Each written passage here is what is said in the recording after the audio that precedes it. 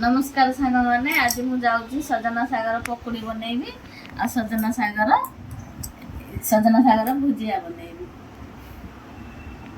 सजना सागर पकुड़ी बने मु साग को भलरे धोई देछि एथिरे मु साग देली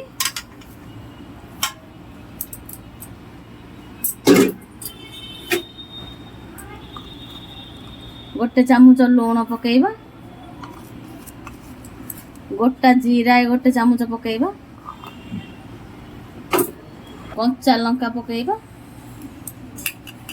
किछटा पियाज काटिकी नेइछि लंबा लंबा करी काटिछि ताकू इथिरे पकेइबा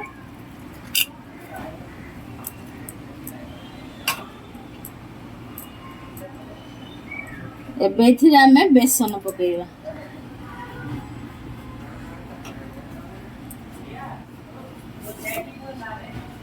आको आमे भलरे हाथ रे गोळेइ दबा।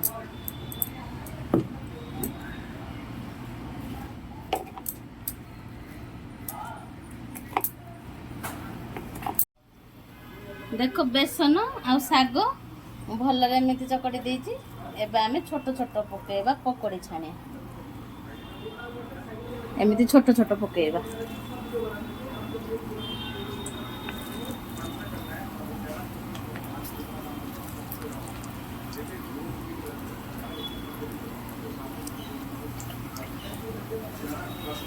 देखो ये आमर ये पकोड़ा छाणी होची सजना सागर पकोड़ी पकोड़ी हो गलानी एबे आमे बाहर कर दबा।